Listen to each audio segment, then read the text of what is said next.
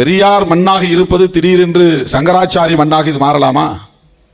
தமிழ்நாடு சமூக நீதி மண்ணாக இருப்பது சனாதன மண்ணாக மாறலாமா? பெரியார் வாழ்கை என்று முழக்கமிட்ட இந்த தேசத்தில் இனி ஜெய் ஸ்ரீராம் என்று முழக்கமிட நாம் அனுமதிக்கலாமா? நல்ல மாற்றம் ஏற்படுவது வேறு. ஆன்மீக தளத்திலிருந்து பகுத்தறிவு தளத்தை நோக்கி நகர்ந்தது ஒரு முற்போக்கான வளர்ச்சி.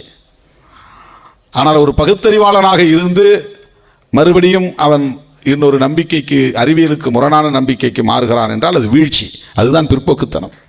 இது முற்போக்கான மாற்றம், அது பிற்போக்கான மாற்றம்.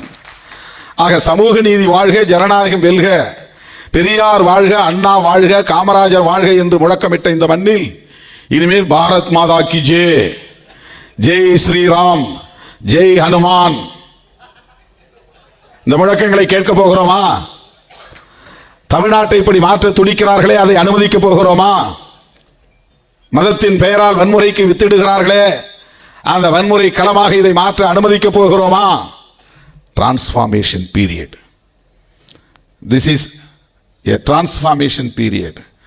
ஒரு கும்பல், பிற்போக்குவாத கும்பல், சனாதன கும்பல், சமூக நீதிக்கு எதிரான கும்பல், மதவெறியை மூலதனமாக்கி அரசியல் ஆதாயம் தேட துடிக்கிற கும்பல், சாதி உணர்வை தூண்டிவிட்டு மக்களை சாதியின் பெயரால் பிளவுபடுத்தி நிலைப்படுத்த விரும்புகிற, தொடர்ந்து நிலைப்படுத்த விரும்புகிற கும்பல் இங்கே கலாச்சார இயக்கம் என்கிற பெயரால் பேரணி நடத்த முயற்சிக்கிறார்களே.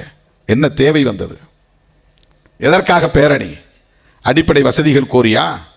குடிநீர் வேண்டும் என்று கேட்டா? மனைப்பட்டா வேண்டும் என்று கேட்டா?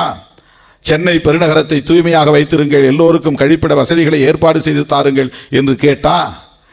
சென்னையின் பூர்வீக குடிகளை புறநகருக்கு அள்ளிக்கொண்டு போய் கொட்டாதீர்கள், அவர்களுக்கு இங்கேயே இருப்பிடம் கட்டித்தாருங்கள், அடுக்குமாடி குடியிருப்பை கட்டித்தாருங்கள் என்கிற கோரிக்கையை வைத்தா?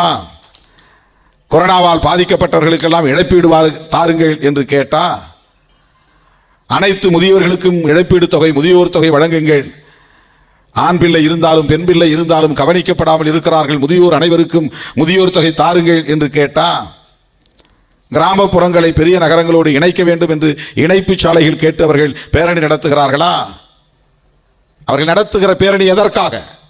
என்ன கோரிக்கை வைக்கிறார்கள்? ஜெய் ஸ்ரீராம் என்கிற முழக்கத்தை விதைப்பது மட்டும்தான் அவர்களின் நோக்கம். ஜெய் ஹனுமான் என்கிற முழக்கங்களை இந்த மண்ணில் மக்களின் வாயிலிருந்து வரவைப்பதற்கு, இளம் தலைமுறையை தயார்படுத்துவதற்குத்தான் அவர்களின் முழக்கம்.